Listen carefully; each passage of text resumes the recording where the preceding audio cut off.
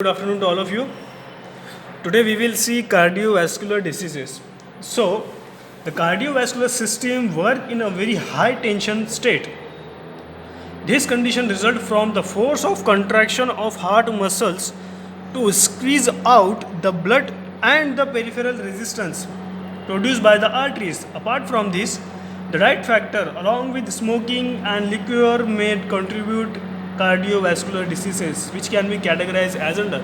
तो मतलब भाई जो कार्डियोवैस्कुलर डिसीजेज है वो जो वर्क करती है वो एक जो हमारा जो हार्ट का स्ट्रक्चर होता है वो एक बहुत टेंशन का माहौल होता है वहाँ पे कि भाई वहाँ पर बहुत ज़्यादा चीज़ें एक साथ काम करती है लाइक ऑक्सीजन को वहाँ पर जो ऑक्सीजनेटेड ब्लड है उसमें ऑक्सीजन कैरी करना, फिर जो डीऑक्सीजनेटेड ब्लड है उसमें ऑक्सीजन को प्रोवाइड करना, फिर उसके बाद में जो वॉल्स है हार्ट की वहाँ पर प्रेशर क्रिएट होना, ब्लड जो है पूरी तरह से स्क्वीज़ होकर वहाँ से निकलता है, फिर वहाँ से वो वापस जो है वो ब्लड वहाँ पर आता है, फिर उसके बाद में जो है वहाँ पर पेरिफेरल रेजिस्टेंस क्रिएट होता है आर्टरीज़ का। मतलब क्या कि दो वेंस होती है ना, तो एक वेंस जो है वो ब्लड को लाती है, एक वेंस जो है ब्लड को लेकर जाती है। तो एक ये कॉम्प्लेक्स जहाँ पर एक बहुत ज़्यादा कॉम्प्लिकेटेड स्ट्रक्चर होता है हमारी बॉडी में जहाँ पर ये जो वर्क होते हैं।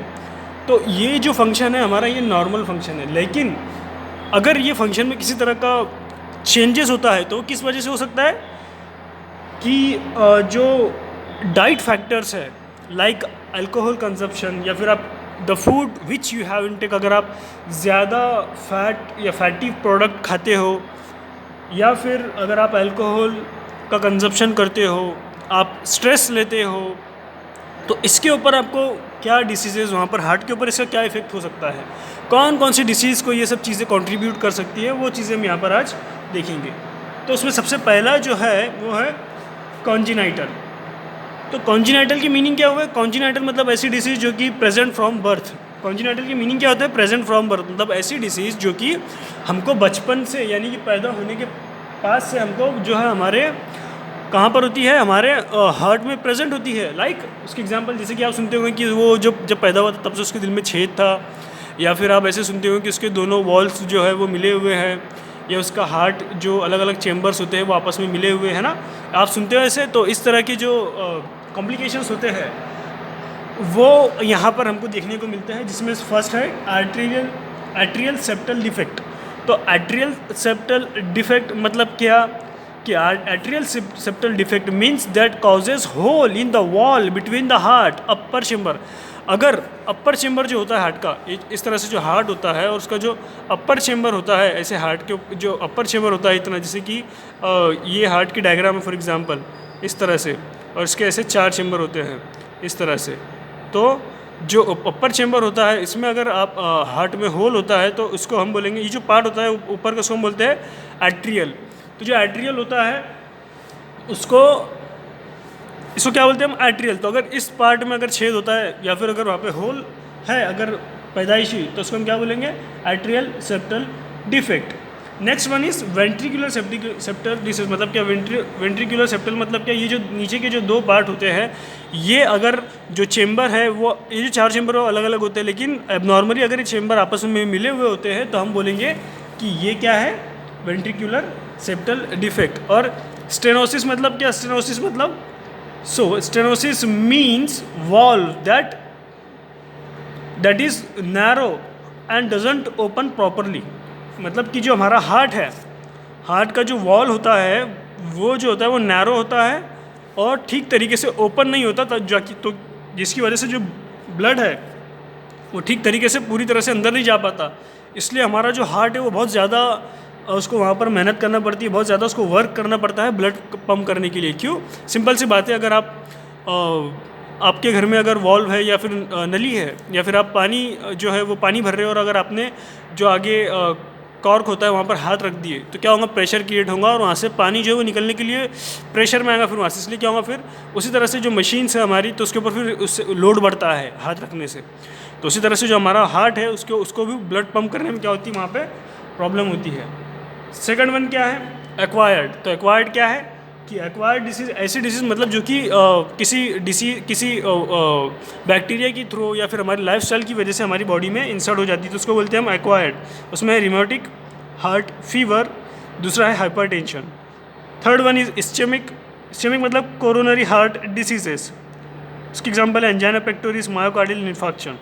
अच्छा, तो ये सब अलग अलग होता है, जैसे कि हाइपरटेंशन एक अलग स्टेट होती है बीमारी की, कोरोनरी हार्ट डिसीज़ अलग होता है, एंजाइना पेक्टोरिस जो है वो अलग होता है, मायोकार्डियल इन्फेक्शन अलग होता है। लेकिन जो हमारा जो कंसेप्ट है वो ये है कि अगर किसी को हार्ट का प्रॉब्लम है या हार्ट अटैक आया तो बस उसको हार्ट की बीमारी है, उसको ऐसे हम बोलते हैं। लेकिन हमको as a student, as a pharmacist, हमको इनके टर्म्स अच्छी तरीके से पता होना चाहिए कि इसलिए हम वहाँ पर इजीली आइडेंटिफाई कर सकते हैं। अब नेक्स्ट वन है वैस्कुलर। वैस्कुलर बोलने के बाद में आपके दिमाग में क्या आ रहा है कि वेन्स। वैस्कुलर मतलब क्या कि वेन्स, जो हार्ट रिलेटेड जो वैस्कुलर, तो मतलब वहाँ पे थ्रोम्बोसिस लिखा है, एम्बोलिज्म लिखा है, आर्टेरियोस्क्लेरोसिस लिखा है, एथेरियोस्क्लेरोसिस लिखा है। तो थ्रोम्बोसिस मतलब क्या? थ्रोम्बोसिस मतलब हार्ट में या फिर जो हमारे वॉल्स है या फिर जो हमारे वेसल्स होती है, इसमें अगर ब्लॉकेज होता है किसी तरह का, किस वजह से ब्लॉकेज? लिपिड की वजह से, लिपिड फॉर्म होने की वजह से, या ब्लड अगर किसी इंजरी हमको लगती है जिसकी वजह से जो ब्लड है वो वहाँ पर क्लॉट होता है, तो इस तरह की प्रॉब्लम को हम बोलते हैं थ्रोम्बोसिस। और एम्बोलिज्म हम बोलते हैं किसको? कि सडन ब्लॉकेज, एकदम से सडन ब्लॉकेज अगर हार्ट में हमको वहाँ पर देखने को मिलता है तो हम बोलेंगे इसको एम्बोलिज्म। और आर्टेरियोस्क्लेरोसिस और एथेरियोस्क्लेरोसिस मतलब क्या कि ये जो कंडीशन होती है इसमें क्या होता है कि ब्लड की वजह से या लिपिड्स की वजह से या किसी फॉर्म की वजह से हमारे हार्ट में किसी तरह के ब्लॉकेज हो जाते हैं वहाँ पे, तो उसको बोलते हैं आर्टेरियोस्क्लेरोसिस या atherosclerosis. So first one we will see congenital heart diseases.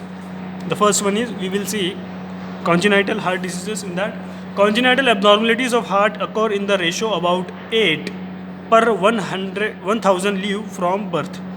मतलब ये जो डिसीज़ है वो जो है वो 1000 लोगों में से 8 लोगों को होती है। It is the most common cause of heart disease in children.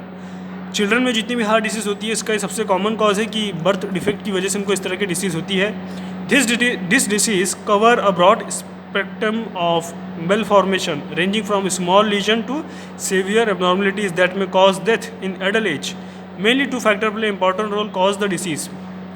तो ये जो डिसीज़ है इसमें जो कॉन्जेनाइटल मतलब क्या कि ऐसी डिसीज़ जो कि हमको बर्थ से होती है, तो इस तरह की जो डिसीज़ होती है वो 1000 लोगों में से सिर्फ और सिर्फ 8 या 9 लोगों को होती है, जिसमें से हमारी बॉडी में मलफॉर्मेशन मतलब किसी कमी की वजह से वो डिसीज़ जो है हमारी बॉडी में आती है। तो इसके 2 फैक्टर उन्होंने बताया है, एक है जेनेटिक फैक्टर, एक एनवायरमेंट फैक्टर। तो जेनेटिक फैक्टर मतलब क्या कि due to some chromosomal abnormalities occurrence of familiar forms congenital cardiac malformation are found. मतलब क्या कि जेनेटिक फैक्टर्स यानी कि हमारा जो क्रोमोसोम है यानी कि हमारा जो डीएनए है उसमें किसी तरह का अगर एब्नॉर्मलिटीज़ होती है तो वो डिसीज़ हमको हो सकती है। दूसरा एनवायरमेंटल फैक्टर्स है कि such as congenital rubella infection, एक तरह का इन्फेक्शन होता है जो अगर हमको हो जाता है तो उसकी वजह से हमारे हार्ट में हमारे वॉल्स जो है वहाँ पर हमको इस तरह की डिसीज़ देखने को मिल सकती है। So the major form of congenital heart disease are listed below: atrial septal defect, ventricular stenosis, pulmonary और एओर्टिक। तो ये जो चीज़ें हैं ये हमने ऑलरेडी डिस्कस किया है कि एट्रियल सेप्टल डिफेक्ट मतलब क्या, वेंट्रिकुलर सेप्टल मतलब क्या, स्टेनोसिस मतलब क्या। इसी तरह से हम जो नेक्स्ट देखेंगे वो है acquired heart disease. So acquired heart disease क्या है कि acquired heart disease are caused by a variety of factors like diabetes, obesity, lack of exercise, smoking etcetera. Acquired heart disease मतलब क्या कि अगर आपने देखा कि किसी पेशेंट को डायबिटीज़ है तो उसको हार्ट की प्रॉब्लम भी स्टार्ट हो जाती है वहाँ पर। अगर कोई पेशेंट को ओबेसिटी है, उसको एक्सेस वेट है तो उसको वहाँ पर हार्ट की प्रॉब्लम देखने को मिल सकती है। अगर कोई पेशेंट है जिसको जो एक्सरसाइज नहीं करता, जो स्मोकिंग करता है, तो ये जो डिसीज़ है वो कैसे है कि ह्यूमन इसको खुद से होती है वो, है ना।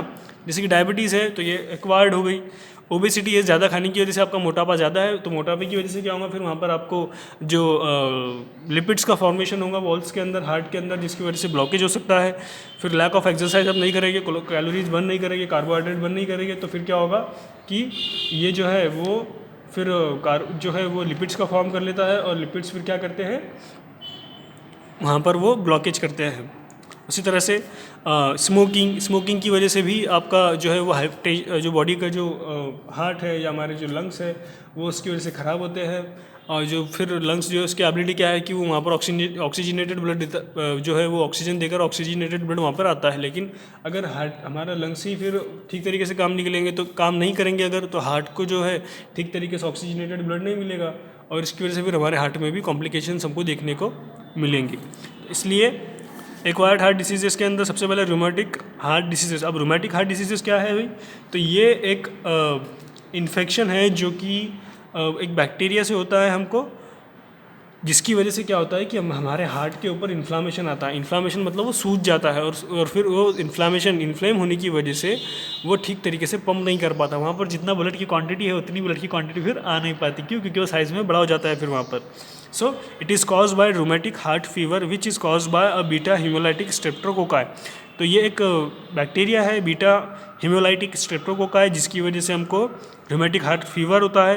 तो इसकी वजह से क्या होता है, जो वायरस ये जो बैक्टीरिया है, firstly it effect the throat, सबसे पहले वो थ्रोट को इफेक्ट करता है, फिर उसके बाद में जो हमारे जॉइंट्स हैं उसको इफेक्ट करता है, फिर उसके बाद में हार्ट को, मतलब सीवियर कंडीशन के ऊपर वो हार्ट के ऊपर अटैक करता है। उसी तरह से नेक्स्ट हम देखेंगे हाइपरटेंशन। तो हाइपरटेंशन के अंदर क्या है, जैसे कि आप सभी को पता है हाइपरटेंशन आपका जो ये फेवरेट, आप अगर देखेंगे कि जब भी आप डॉक्टर के पास जाते हो या मम्मी डॉक्टर के पास जाते हैं या घर में आजी जो भी है आपके, आप अगर डॉक्टर के पास जाते हैं तो डॉक्टर उनको बोलता है कि आप ज़्यादा टेंशन लेते हो क्या, या फिर स्ट्रेस या फिर डिप्रेशन, इस तरह के क्वेश्चन आपसे पूछता है।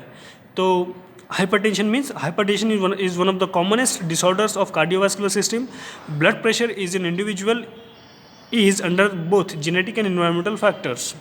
तो ये जेनेटिक फैक्टर्स की वजह से भी हो सकता है हमको, लेकिन और इन्वायरमेंटल फैक्टर की वजह से भी हो सकता है। It is measured as systolic and diastolic blood pressure.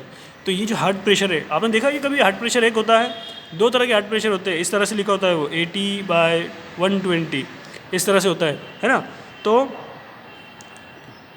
ये एक एग्जाम्पल थी। तो इस तरह से जैसे कि यहाँ पे लिखा है, जैसे कि मतलब 120/80, तो यहाँ पर ये सिस्टोलिक प्रेशर है, डायस्टोलिक प्रेशर है। मतलब आपका हार्ट ऐसे जब मूवमेंट करता है तो सिस्टोलिक मतलब क्या, लेने के बाद, और डायस्टोलिक मतलब छोड़ने के बाद। तो इस तरह से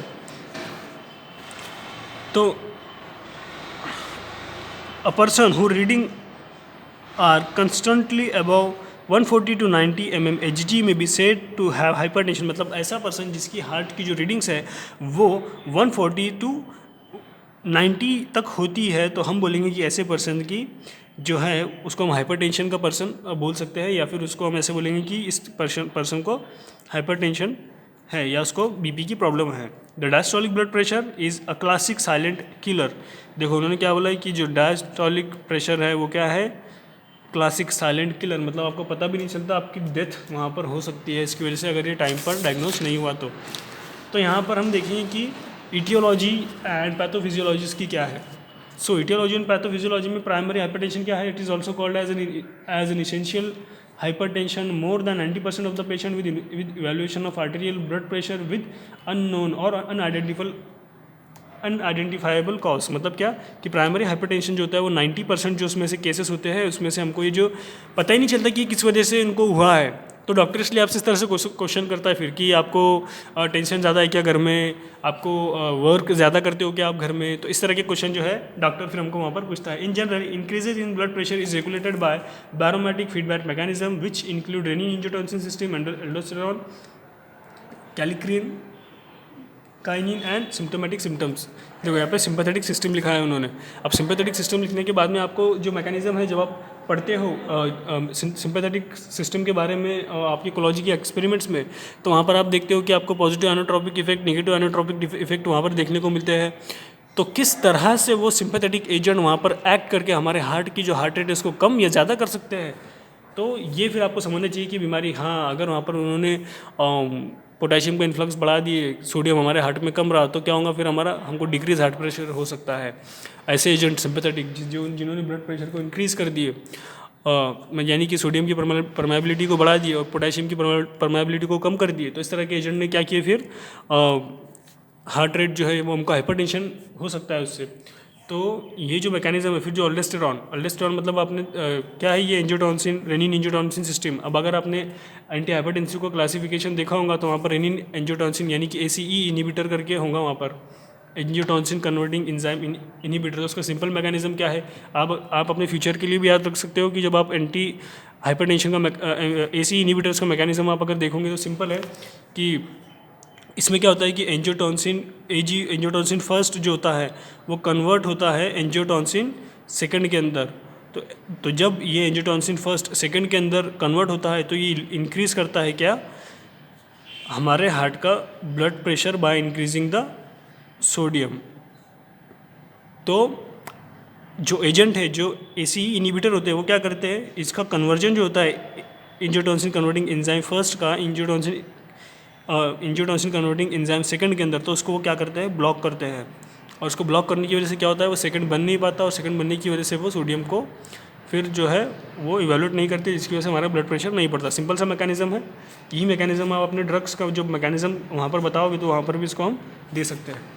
सेकेंडरी कॉज को क्या क्या हो सकता है, मतलब आप जब आपका हाइपरटेंशन जो है वो सीवियर स्टेट के ऊपर चला गया तो वहाँ पर क्या क्या उसके कॉजेस हो सकते हैं। एक्यूट क्रोनिक रीनल फेल्यूर, मतलब अगर आपकी किडनी फेल होती है तो उसकी वजह से भी हार्ट रेट आपको हार्ट फेल्यूर वहाँ पे हो सकता है। क्यों ऐसा, क्योंकि जो आपका जब आप हार्ट जो हमारे जो यूरिन या फिर जो किडनी है वो क्या करती है कि हमारे बॉडी से सिर्फ और सिर्फ वाटर को ही फिल्टर नहीं करती, वो जितने भी हमारी बॉडी के साल्ट है लाइक सोडियम, पोटेशियम, कैल्शियम, तो इस तरह के सॉल्ट्स को वो हमारे बॉडी से निकाल कर उसको हमारी बॉडी के बाहर सिक्रीट करती है with the help of urination. लेकिन अगर वो सिस्टम अगर वहाँ पर हमारा ख़राब होता है या वो फेल्यूर होता है, रीनियल फेल्यूर, तो उसकी वजह से क्या होगा कि मोर सोडियम हमारी बॉडी में प्रेजेंट रहेगा या मोर पोटेशियम हमारी बॉडी में प्रेजेंट रहेगा। तो उसकी वजह से क्या होगा, हमारा हार्ट की जो हार्ट रेट है, जो हमारा हार्ट है वो उसकी जो क्या हो सकता है, फिर उसका ज़्यादा सोडियम और ज़्यादा कैल्शियम हमारी बॉडी में होने की वजह से या ज़्यादा पोटेशियम हमारी बॉडी में होने की वजह से हमको फिर हाइपरटेंशन वहाँ पर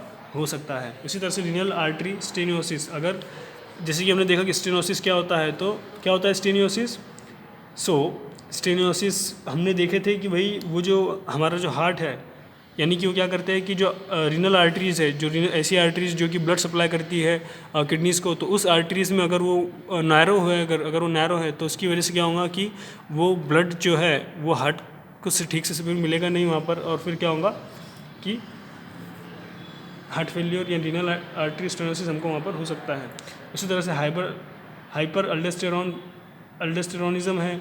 फिर ड्रग इंड्यूस हाइपरटेंशन। अब ड्रग इंड्यूस हाइपरटेंशन मतलब क्या कि किसी ऐसे ड्रग्स जिसको लेने की वजह से हमको हाइपरटेंशन होता है, तो उसमें एग्जांपल है ओरल कॉन्ट्रासेप्टिव्स। ओरल कॉन्ट्रासेप्टिव्स मतलब क्या कि प्रेगनेंसी को प्रिवेंट करने के लिए अगर आप जो हार्मोनल ट्रीटमेंट लेते हो, जो मेडिसिन या पिल्स आप लेते हो जो जिसमें एस्ट्रोजन और प्रोजेस्टिन्स प्रेजेंट होते हैं, तो वो क्या करते हैं, हमारे हार्ट रेट को इंक्रीज़ करते हैं। तो वो अगर आप ओरल कॉन्ट्रासेप्टिव्स का ज़्यादा कंजप्शन करते हो तो वहाँ पर आपको हार्ट फेल्यूर या हाइपरटेंशन हो सकता है। And next one is mono amino oxidase inhibitors.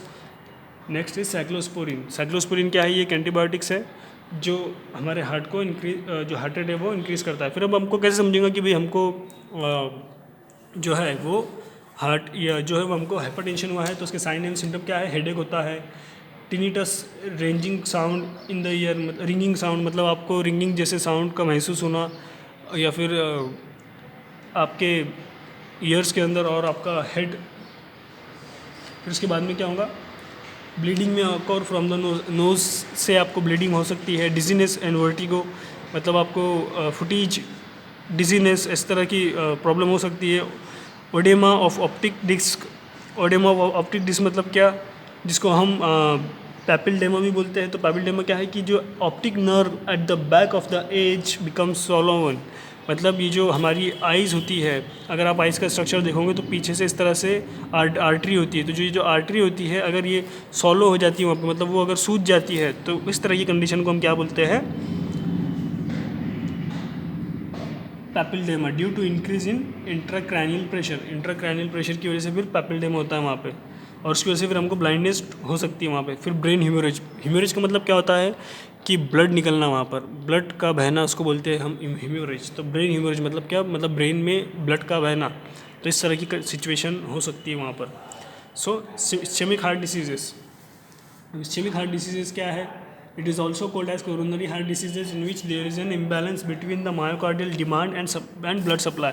तो जो इस्चेमिक हार्ट डिसीज है उसमें क्या होता है कि जो मायोकार्डियल मतलब हार्ट की जितनी डिमांड है कि मुझे इतना ऑक्सीजन चाहिए, इतना ब्लड चाहिए, और जो ब्लड सप्लाई है वो उतना फुलफिल, जैसे कि यहाँ पर जैसे कि ये हार्ट है, यहाँ पे हार्ट की रिक्वायरमेंट है कि इसको एक टाइम में जो है वो फॉर एग्ज़ाम्पल कि उसको एक टाइम में 100 ml ब्लड को पंप करना है, लेकिन जो ऑक्सीजन डिमांड है उतनी उसकी फुलफिल नहीं हो पाती। अब उसके वेरियस फैक्टर्स हो सकते हैं कि भाई वॉल्स की वजह से उतना ब्लड नहीं आ रहा है हार्ट में, या फिर ब्लॉकेज की वजह से नहीं आ रहा है वहाँ पर, या फिर जो है वो चेम्बर्स आपस में मिले हुए हैं इसलिए किसी तरह का प्रॉब्लम है और वो रिक्वायरमेंट जो है फुलफिल नहीं हो रही है। तो इस तरह से इस सिचुएशन में हमको जो बीमारी होती है वो है ischaemic heart diseases. The most common cause of ischemic heart diseases is reduction in the coronary artery blood supply due to arteriosclerosis। मतलब क्या कि सबसे कॉमन कॉज क्या है इस्चेमिक हार्ट या मायोकार्डियल हार्ट डिसीजेस का, कि भाई जो हार्ट है उसको ठीक तरीके से ब्लड नहीं मिल पाता पंप करने के लिए, जिसकी वजह से हमको इस्चेमिक हार्ट डिसीज़ वहाँ पर होती है। तो यूजुअली किस वजह से होता है ऐसा? क्योंकि ब्लड के अंदर अगर किसी तरह का क्लॉट जम जाता है तो क्लॉट जमने की वजह से जो ब्लड है वो हार्ट में जा नहीं पाता, और हार्ट में ब्लड जा नहीं पाता, इसलिए वहाँ पर हमको कौन सी बीमारी देखने को मिलती है? Ischaemic heart diseases. तो उसकी एग्जाम्पल जो है मायोकार्डियल इन्फार्क्शन की, तो उसकी कितनी चीज़ें, कितने डिसीज़ है उसके? फिर angina pectoris, myocardial ischaemia infarction, congestive cardiac failure and cardiac failure. और इस तरह की जो डिसीज़ है उनको किस फैक्टर्स की वजह से हमको इस तरह की डिसीज़ हो सकती है? तो फैट रिच डाइट, मतलब ऐसी डाइट जिसमें जो है वो फैट ज़्यादा होता है, फैटी सब्सटेंस ज़्यादा होता है, जैसे कि फॉर एग्जांपल जो है वो नॉनवेज का कंजप्शन ज़्यादा करना, या फिर डेयरी प्रोडक्ट का कंजप्शन ज़्यादा करना। तो इस तरह से अगर आप इस तरह की डाइट को ज़्यादा यूज़ कर सकते हो तो वहाँ पे आपको कंजेस्टिव हार्ट फेल्योर, या ज़्यादा ऑयल आप खाने में यूज़ करते हो तो आपको वहाँ पे इस तरह की बीमारी हो सकती है। हाइपरटेंशन, यानी कि आपका जो ब्लड सप्लाई है वहाँ पर, अब वो कोई भी फैक्टर हो सकता है कि आप टेंशन लेते हो, जो भी हो सकता है वहाँ पे। फिर अगर आपको डायबिटीज़ है, अगर आप स्मोकिंग करते हो, या फिर अल्कोहलिक, या फिर आप कभी कुछ अल्कोहल कंजप्शन करते हो, sedition life with lack of exercise, ऐसी लाइफ जिसमें आप ज़्यादा एक्सरसाइज नहीं करते हो, या फिर आपको ओबेसिटी है, आपको मोटापा है, तो ये सारे फैक्टर्स हैं जिसकी वजह से हमको इस तरह की डिसीजेज हो सकती है। तो एंजाइना पेक्टोरिस क्या है? तो the myocardial ischaemia characterised by pericardial discomfort. So हम अगर एंजाइना पेक्टोरिस की एटियोलॉजी एंड पैथोफिजियोलॉजी देखें तो इसमें it cause angina may be due to obstruction caused by coronary artery include atherosclerosis, spasm. अब यहाँ पे क्या लिखा है देखो, स्पाम यानी कि क्या? आइडियोपैथिक और ड्यू टू कोकेन। मतलब ये स्पाम क्या है फिर? कि blood flow is stop at the junction, मतलब जो हार्ट का जो जंक्शन होता है वहाँ पर ब्लड फ्लो जो होता है वो स्टॉप हो जाता है। तो किस वजह से? अगर आप कोकेन का कंजप्शन करते हो तो इस वजह से ये हो सकता है। लेकिन जो अर्थेरियोस्क्लेरोसिस है वो है कि भाई हार्ट में अगर ब्लॉकेज होता है किसी तरह का ब्लड की वजह से या लिपिड की वजह से। फिर उसके बाद में coronary embolism. Apart from this aortic stenosis and calcific aortic stenosis also coats its. तो ये क्या है कि ये जो है स्टेनोसिस, तो इसके मीनिंग हुए कैल्सीफोरिक के, कि वहाँ पर एक्यूमुलेशन हो जाता है। इसको हम क्लॉट ही कहेंगे, लेकिन ये जो क्लॉट है वो कैल्शियम की वजह से या लिपिड्स की वजह से अगर क्लॉट होता है तो इस तरह से हम उसको कैल्सिफिक एओर्टिक स्टेनोसिस कहेंगे। इसकी वजह से क्या होता है? फिर हमको वहाँ पर हमारा जो हार्ट है वो ठीक से ब्लड पंप नहीं कर पाता, और हमको वहाँ पर क्या हो सकता है? एंजाइना पेक्टोरिस हो सकता है। तो angina result from the lack of oxygen supply due to the myocardium in increase demand condition due to inability of the coronary artery. मतलब क्या होता है कि ये एंजाइना में ऐसी कंडीशन हो जाती है जहाँ पर ऑक्सीजन सप्लाई जो है हमारी बॉडी में, मतलब या हार्ट को, वहाँ पर वो कम मिलता है। और ये ऐसा क्यों होता है? Due to inability of the coronary artery, मतलब कोरोनरी आर्टरी में ब्लॉकेज आने की वजह से जो ब्लड है, जो ऑक्सीजनेटेड ब्लड है, वो हमारे हार्ट में नहीं जा पाता, जिसकी वजह से जो हमारा हार्ट उसकी ऑक्सीजन लेने की डिमांड बढ़ जाती है और हमको वहाँ पर एंजाइना का अटैक देखने को मिलता है। Loss of cellular potassium may occur, या फिर यहाँ पे देखो फिर क्या है? The myocardium becomes ischemic with localize necrosis, pH of coronary sinus blood falls, loss of cellular potassium may occur. तो ऐसी कंडीशन के अंदर जो है वो पोटेशियम जो है वो उसका वो कम हो सकता है हमारे हार्ट से। तो इसकी वजह से क्या होगा, अगर हमारे हार्ट से पोटेशियम कम हुआ तो इसका मतलब ये है कि सोडियम फिर कंट्रोल में नहीं रहेगा। सोडियम कंट्रोल में नहीं रहेगा तो इसका मतलब क्या होगा, वहाँ पे हार्ट रेट इंक्रीज़ होगी, और ज़्यादा हार्ट रेट इंक्रीज हुई तो फिर अंजाइना, हार्ट अटैक। इस तरह से हमको वहाँ पर बीमारी जो है वो इस तरह से हमको अंजाइना का अटैक आ सकता है। So deterioration of mainly left ventricular may be observed in ECG. तो डिटोरिएशन ऑफ लेफ्ट वेंट्रिकुलर मतलब जो लेफ्ट वेंट्रिकुलर होता है ईसीजी में, यूजुअली उसके ग्राफ में एबनॉर्मलिटीज़ हमको देखने को मिलती है। So next is sign in symptoms. So discomfort of the thorax region radiating to trunk, shoulder, left and lower jaw. मतलब क्या, जो हमारा लोअर जॉ होता है वहाँ से लेकर तो लेफ्ट रीजन में आपको किसी तरह की, शोल्डर में आपको जो है वो डिस्कम्फर्ट का महसूस होना, या myocardial infarction is failed by burning sensation, मतलब आपको हार्ट में जो है वो बर्निंग सेंसेशन का होना, या फिर आपको स्क्वीजिंग मतलब इस तरह से स्क्वीजिंग या फिर चोकिंग का सेंसेशन होना वहाँ पर, या फिर discomfort may be from 30 second to 30 minute in the case of anginal attack. मतलब आपको अगर वहाँ पे अटैक आता है तो 30 सेकंड से 30 मिनट के लिए ये अटैक आता है आपको, but in myocardial it may be persist for few hours. आपको वो जो अटैक है वो 30 से 30 मिनट के लिए आता है, लेकिन सीवियर कंडीशन के अंदर वो फ्यू आवर्स तक भी रह सकता है। फिर आपको नवेश या वॉमिटिंग या हेडेक होती है अगर, तो ये सारे साइन एंड सिम्टम है कि ये सारे चीज़ें वहाँ पर आपको हो सकती है। ये किसके सिम्टम्स हैं, अंजाइना पेक्टोरिस के। उसके बाद में वेस्कुलर डिसऑर्डर। अब वेस्कुलर डिसऑर्डर मतलब क्या कि यहाँ पे हम देखेंगे कि हमारे जो ब्लड है, यानी कि जो वेसल्स है या जो हार्ट के जो चेम्बर्स हैं, वहाँ पर अगर ब्लड क्लॉट होता है तो क्या होगा। So basically it is a vascular disorder belonging to the form of atherosclerosis. Atherosclerosis characterised by patchy subintimal thickening of coronary artery.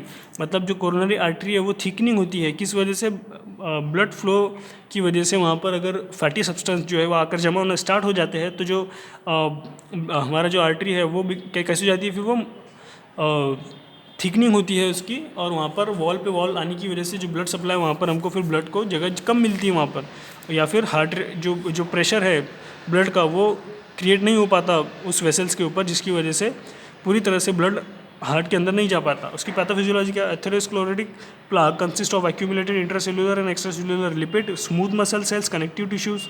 मतलब ये जो क्लॉट होते हैं वो किस वजह से, या जो आपको जो वहाँ पे जो क्लॉट देखने को मिलते हैं तो किस वजह से, जो प्लाक किस चीज़ से बने होते हैं, may be it is lipid से बने हो सकते हैं, या फिर स्मूथ मसल से बने हो सकते हैं, या फिर जो कनेक्टिव टिश्यू मतलब जो एक हार्ट को जो भी साइड से कनेक्टिव टिश्यू होती है उसकी वजह से हो सकता है। It is initiated with the deposition of fatty streak.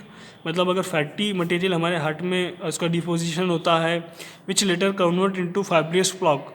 तो जो फैटी स्ट्रीक है वो कन्वर्ट होता है किसमें, फिर फाइब्रियस के अंदर, और उसके बाद में कॉसेस रिड्यूस्ड इलास्टिसिटी। और वहाँ पे फिर क्या होता है, इलास्टिसिटी जो है वो हमारे वेन्स की वो वहाँ पर चली जाती है, जिसकी वजह से वो जो प्रेशर है उसके ऊपर वो क्या होता है, डायलेट नहीं होते, that resulting into reduce systolic expansion and abnormality rapid way of propagation. मतलब क्या कि देखो, जब हार्ट सिस्टोलिक मतलब जब वो ब्लड लेता है अंदर, तो वहाँ पर क्या होता है कि जो हमारे पाइप, जो हमारे कॉक्स है, यानी कि जो हमारे वेन्स है, उसमें ब्लॉकेज होने की वजह से जो जितना ब्लड हार्ट में चाहिए उतना नहीं जा पाता, जिसकी वजह से इस तरह की सिचुएशन या एथेरोस्क्लेरोसिस वहाँ पर हमको हो सकता है। Next one is the development of atherosclerosis comprises the lipid deposition by chronic endothelial injury. दो वजह से हो सकता है आपको एथेरोस्क्लेरोसिस। एक ये कि अगर लिपिड का डिपोजिशन वहाँ पे ज़्यादा होता है, अगर मतलब यानी कि ओबेसिटी, कोई ओबेसिटी पर्सन है जिसको ओबेसिटी है या फिर वो मोटा है, तो इसकी वजह से क्या हो सकता है कि लिपिड का डिपोजिशन वहाँ पर होने की वजह से उसको इस तरह की बीमारी हो सकती है। दूसरा बाय क्रोनिक एंडोथेलियल इंजरी, मतलब अगर हमको इंटरनली किसी तरह की इंजरी होती है, वहाँ से ब्लड वगैरह निकलता है और वो जाकर वहाँ पर क्लॉट हो जाता है, तो ऐसी सिचुएशन में भी हमको ये बीमारी हो सकती है। So lipid deposition hypothesis postulated that the low density lipoprotein penetrates into the arterial wall, leading to lipid deposition to smooth muscles and the macrophages. This deposited low density lipoprotein then modified to oxidize, which is chemotactic and monocytes. Promoting their migration into intima and their early appearance in the form of fatty streak. मतलब क्या, ये जो low density lipoprotein होते हैं वो जो है वो मसल सेल के साथ में डिपोजिशन होकर वहाँ पर वो क्या करते हैं फिर इस तरह के क्लॉट्स को या इस तरह के जो है वहाँ पर वो ब्लॉकेज कर सकते हैं। So even hypercholesterolemia induces attachment of monocyte to the surface of arterial endothelium, produces deposition of lipid, and this finally forms fibrous plaque। मतलब क्या बोलना है इनको सिंपली कि इस कंडीशन में क्या होता है कि जो लिपिड होता है वो लिपिड क्या होता है, जो फैट होता है वो एक तरह का फैट होता है, लेकिन हम जिसको आपको अगर डिफरेंस देखना है तो फैट जो होता है वो सिर्फ और सिर्फ उसमें वैक्स तरह का मटेरियल होता है फैट, और जो फाइबर्स होते हैं वो होते हैं जैसे कि आप मसल्स देखते हो, अगर आपने अगर आप चिकन का चेस्ट का पीस देखते हो तो वो पूरा फाइबर होता है, लेकिन जो जिसको हम चर्बी बोलते हैं उसको हम बोलेंगे फ़ैट। तो जो फ़ैट है वो बाद में जो है वो कन्वर्ट होकर किस चीज़ में कन्वर्ट हो जाता है, वो फाइबर्स के अंदर, जो कि अब फाइबर्स क्या है वो स्ट्रेच नहीं होते, वो वहाँ पर क्या हो जाते हैं फिर वहाँ पे स्मूथ मसल से वो हार्ड मसल्स बन जाते हैं वहाँ पे, जिसकी वजह से वो फिर डायलेट नहीं हो पाते। सो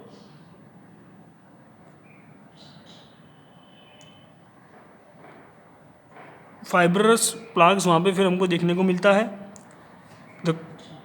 The chronic endothelial injury occurs by produce loss of endothelium, aggregation of platelets, adhesion of platelets, collectively this forms of fibrous plaques। मतलब अगर वहाँ पे प्लाग्स का फॉर्मेशन होता है या फिर जो प्लेटलेट्स है या एग्रीगेशन है उसका बढ़कर वहाँ पर वो अगर जमना स्टार्ट हो जाते हैं तो वहाँ पर हमको ब्लॉकेज देखने को मिल सकता है। उसका साइन एंड सिम्टम्स क्या है, as such as atherosclerosis is characterized silent until other cardiovascular disorder such as thrombosis, aneurysm and embolism supervenes। तो ये हमने देखा ये सब क्या था कि भाई ये क्या होता है कि साइलेंट होता है तब तक कि दूसरे इसके फीचर्स डेवलप नहीं होते हमारे हार्ट के अंदर। उसके बाद में symptoms develop gradually as the atheroma. अब ये एथोरमा मीनिंग क्या हुए, एबनॉर्मल एक्यूमुलेशन ऑफ मटेरियल। मतलब क्या कि यहाँ पर इस कंडीशन में क्या होता है कि एथ्रोमा जिसको हम क्लॉट भी बोल सकते हैं, लेकिन वो क्लॉट नहीं होता, वो ब्लड से बना हुआ नहीं होता, वहाँ पर कैल्शियम या इस तरह के जो आयंस होते हैं उससे या फिर जो है लिपिड की वजह से जो क्लॉट वहाँ पे बनता है या फिर एक्यूमुलेट होकर वो एक जगह पे जम जाते हैं तो उसको हम बोलेंगे atheroma. Dramatic signs of are observe when major artery is acutely occluded that causes reduction in blood flow of the affected area of the heart resulting in angina। तो वो क्या करते हैं फिर ये जो ब्लॉकेज है वो क्या करते हैं, ब्लॉकेज क्रिएट करते हैं वेन्स के अंदर, जिसकी वजह से जो ब्लड्स है वो हार्ट में जा नहीं पाता, उसकी वजह से वहाँ पे हमको अंजाना देखने को मिलता है। अब उसकी ट्रीटमेंट में अगर हम देखेंगे तो अगर हमको अंजाना पेक्टोरिस की ट्रीटमेंट करनी है तो जो एजेंट हम वहाँ पर देते हैं तो वो है एम्लोडिपिन, बेनिडिपिन, नेफिडिपिन, डेल्टियाजिन। तो ये जो एजेंट है ये हम अंजाना पेक्टोरिस के अंदर देते हैं ज़्यादातर, जिसके लास्ट में PINE इस तरह से आता है वो हम अंजाना पेक्टोरिस में प्रिस्क्राइब करते हैं। Arrhythmia, isoprenaline, diltiazem, adenosine. उसके बाद में मायोकार्डियल इन्फेक्शन के लिए कैट्रोपिरिल, ये क्या है, ACE इनहिबिटर है, कैट्रोपिरिल, एनालाप्रिल। तो ये जो एजेंट है ये मायोकार्डियल इन्फेक्शन में हम देते हैं। फिर रेमिप्रिल, इस तरह से ये जिनकी लास्ट ज़्यादातर जो एजेंट होता है एंजियोटेंसिन उसके लास्ट में RIL होता है या प्रिल होता है, PRIL इस तरह से। कार्डियोटॉनिक मतलब जो हमारा हार्ट है उसको हेल्थ प्रोवाइड करना, उसका टॉनिक जो है वो है डिजिटॉक्सिन। उसके बाद में एथेरोस्क्लेरोसिस की फॉर्मेशन अगर वहाँ पर होती है तो लिपिड लोअरिंग एजेंट, मतलब क्या कि जो वहाँ पर फाइबर्स फॉर्म हुए हैं उनको पिघलाने के लिए जो मेडिसिन हम लेते हैं वो एटोर्वास्टैटिन है, फिर फिनोफाइब्रेट है और एल्गोरिथम है। उसके बाद में इसके साथ में हम एंटी हाइपरटेंसिव मेडिसिन भी लेते हैं लाइक इटेनॉल, प्रोपेनॉल, पेरिंटोप्रिल, एम्लोडिपिन, इस तरह से। सो next is epilepsy. So epilepsy is already discuss in your lectures by our principal sir Nitin Patil sir, in your experiment also this epilepsy chapter or epilepsy is covered.